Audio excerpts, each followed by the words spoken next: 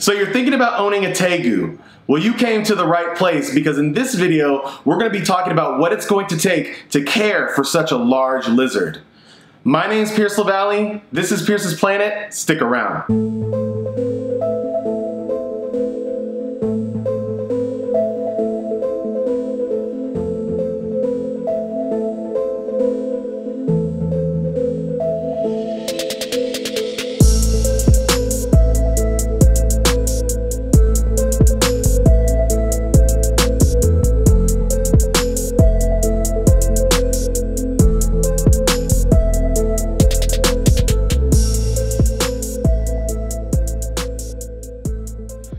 What up everybody, and welcome back to the channel. I hope you all are doing amazing. In today's video, we are going to be talking about one of my favorite animals, and that is the Tegu. Now there are many different species of Tegu, but for the sake of this video, I'm really going to just be talking about the black and white Tegu and the red Tegu, because those are the two types of Tegus that I actually have experience with and that I know how to take care of. I know there's other Tegus such as the gold Tegu and the blue Tegu, but I don't really have as much experience with them, and from what I've heard, especially gold Tegus, they don't really make the best pets. So the black and white Tegu and the red Tegu are what we're gonna be talking about today. So for those of you that don't know, myself personally, I own a red Tegu named Deadpool, and I got him from a friend of mine that wasn't able to take care of him anymore. So Tegus can be found throughout South America, and they live in a wide variety of habitats, which makes them very, very adaptable animals. Many people consider Tegus to be the monitor lizards of the Americas, and when you look at them, you can see why. They have the size, and they also play the same ecological role in the wild that monitors do in a lot of the areas that they live. So first things first, let's talk about Tegu's size. So when it comes to the black and white and the red Tegus, there isn't much of a difference in size.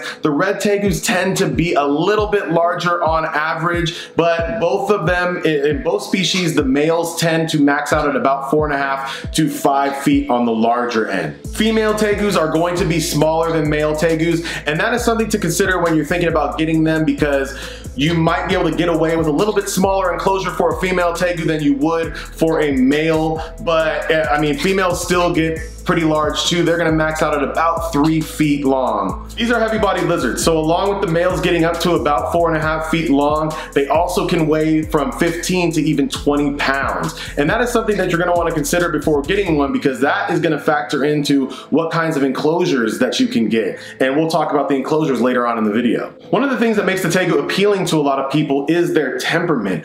Now, for the most part, Tegus are known to be very docile and almost puppy dog tame if you put in the work with them. There are Tegu keepers out there that actually say that their Tegus will actually seek them out to try to get some attention from their owner. And I can tell you from personal experience that this is true. My Tegu Deadpool loves head scratches. He's so curious. He's always coming up to the cage door, seeing what I've got going on, seeing if I'm gonna feed him. Just a really curious animal, and you can really tell that they can create a certain bond with their owners. Now, when Tegus are younger, just like almost any other reptile that you're gonna own, they can be a little skittish and afraid of people, but if you put in the time and you work with them and you don't, overstimulate them, then you're gonna end up having just an amazing pet. I just have to remind you though, that you gotta remember, these are large lizards, so even if you have one that's puppy dog tame, all that it takes is that one time for them to accidentally bite you thinking you have food,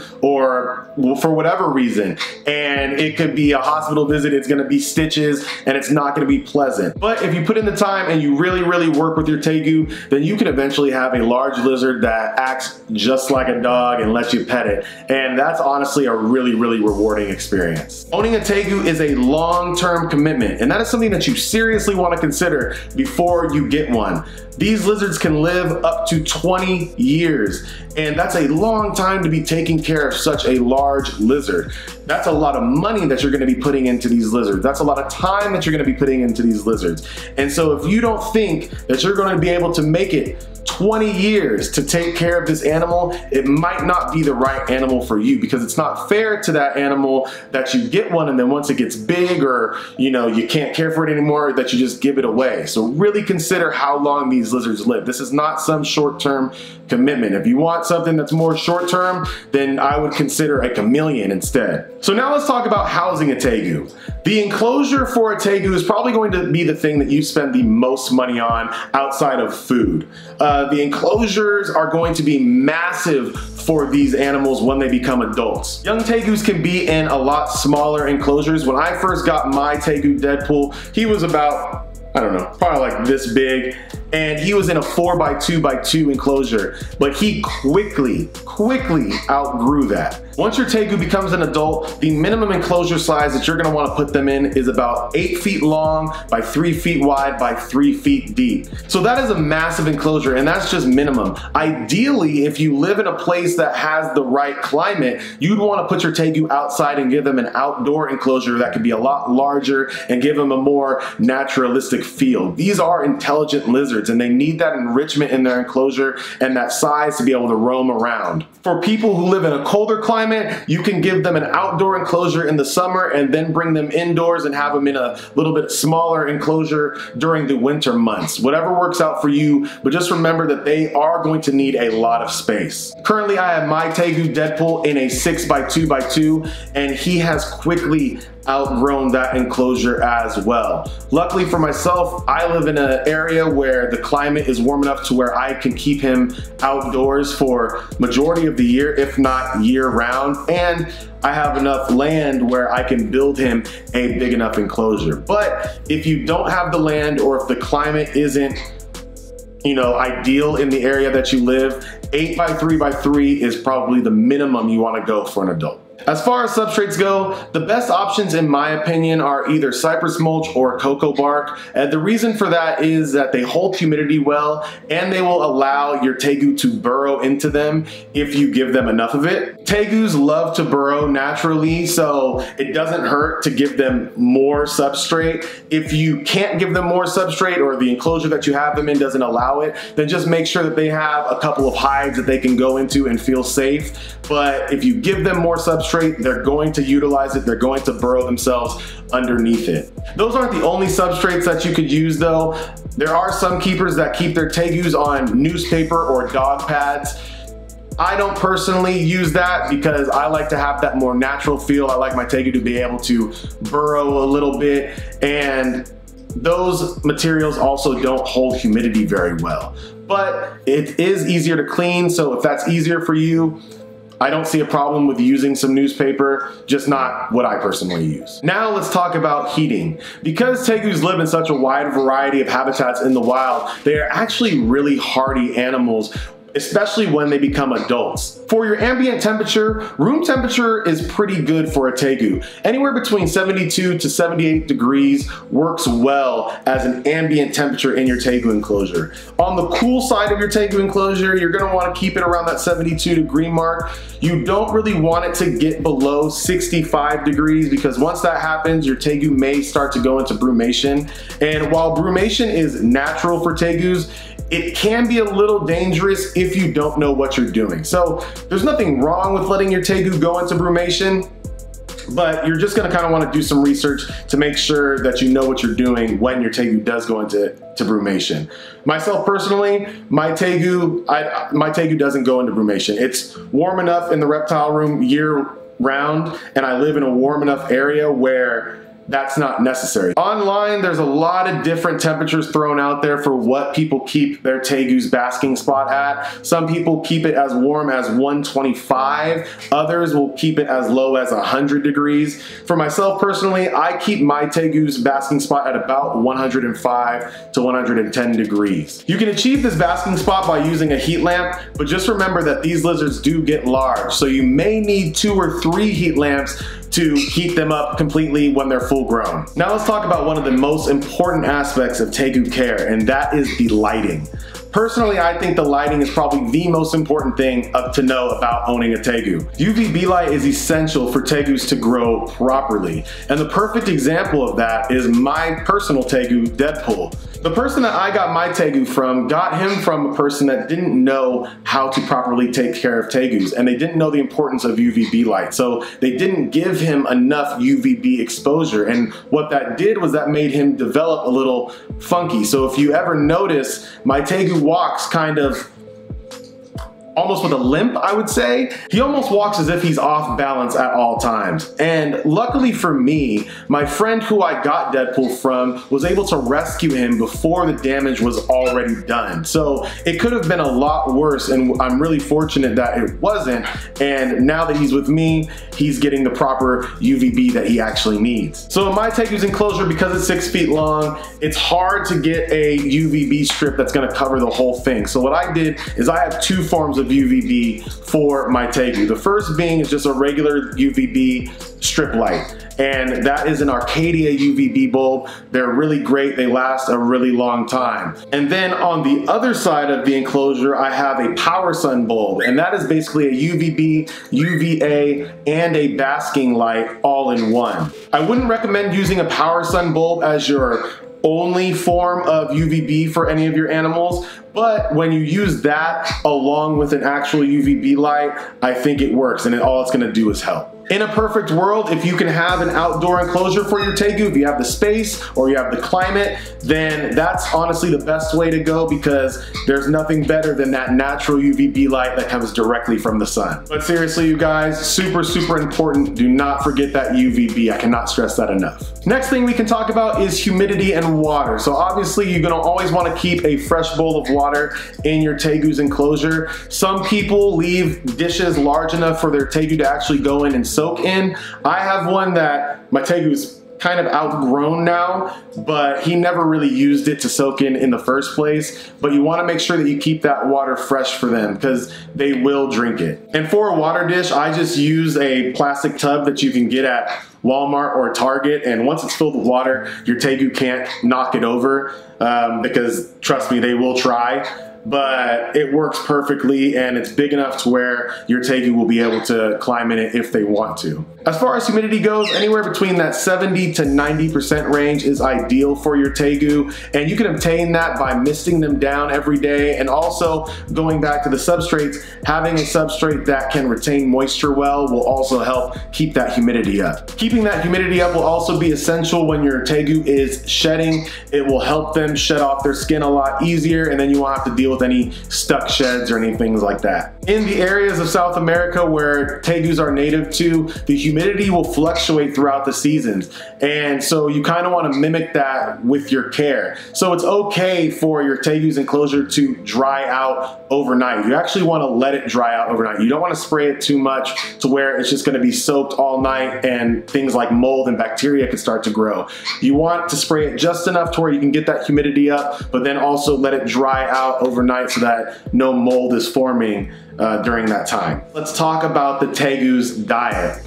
This is honestly one of the most fun parts about owning a Tegu, because they will eat literally anything. I mean, they are dumpsters. They don't care what it is. If they can get their mouth on it and they can swallow it, they're gonna try to eat it. Tegus are omnivores, which means they'll eat pretty much anything: vegetables, fruit, and meat. So you want to make sure that you give them a nice variety of foods in their diet. When feeding vegetables, you want to make sure that you're giving your Tegu dark leafy greens such as collard greens and mustard greens. You can also give them other vegetables such as carrots, zucchini, squash.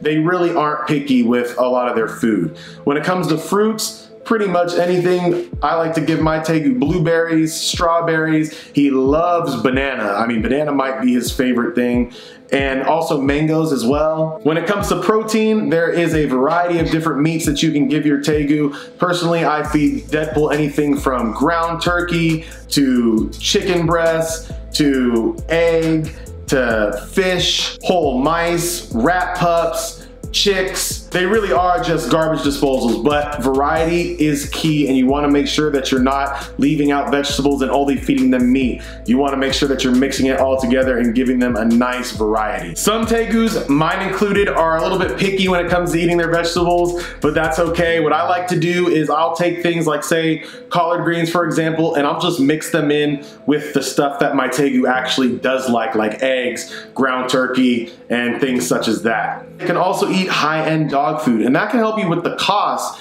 of paying for food for a Tegu, because you can buy in bulk and you don't have to worry about food going bad. So keep that in mind. That is one of the pros of owning a Tegu, is that they aren't picky eaters, and you can find things, you could scrap together some things from around your house to make them a really good meal. So how much does a Tegu cost? Well, the upfront cost for a captive bred Tegu isn't very expensive. You're probably looking at spending a couple $100s. The enclosure is probably going to be the most expensive upfront cost that you're going to have. If you're gonna build it custom, like if you're gonna do a custom outdoor enclosure, you might only have to spend a couple $100s on it, but if you're going to keep your Tegu inside and you're gonna have to get a custom enclosure made by a manufacturer, that could run you in the upwards of hundreds of dollars to even thousands of dollars. And then on top of that, you got the substrate that you got to pay for and any other decorations that you want to put in the enclosure. So altogether, you're probably going to be spending in the upwards of $1,000 just to set up your Tegu. And then other than the upfront costs that you're going to be spending, you're also going to have to factor in the amount that you're going to spend throughout your Tegu's lifetime on things such as food,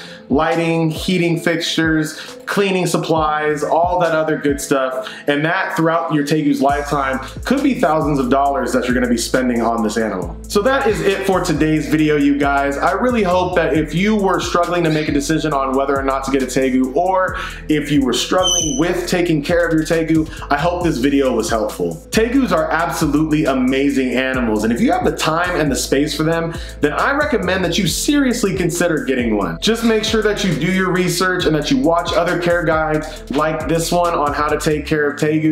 This video is just me explaining to you guys how I take care of my Tegu. Doesn't mean that it is the best way for you to take care of your Tegu, so I really recommend that you go and watch other videos and other care guides to get a different opinion, a different perspective on how to take care of these animals, and then come to your own decision about how you want to take care of your own personal animal. With that being said, you guys, make sure you guys leave some comments down below and let me know if you guys like Tegus as much as I do, and if you would ever consider getting a Tegu in the future if you don't already have one. Make sure you guys like this video, make sure you guys subscribe to the channel, and please, please, please share this video. Until next time, everybody, my name is Pierce LaValle. Anzu's up there. We are in Pierce's planet, and remember, it's all about the reps, baby. Peace.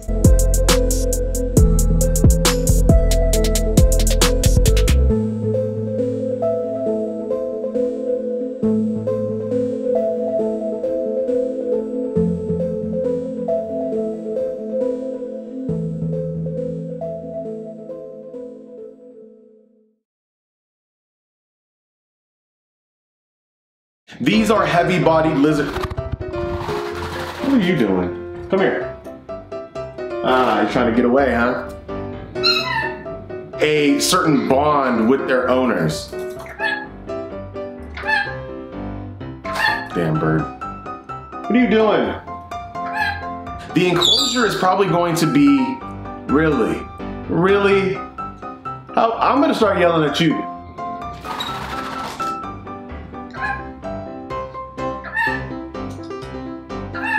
Why? So now let's talk about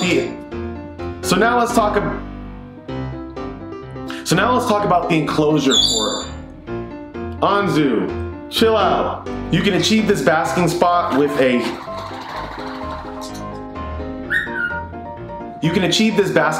heat lamp, and you can use a ceramic heat emitter. Come on, Anzu. But just take note that once you're I'm gonna put you out. You can achieve this basking spot by using a heat lamp, but just remember,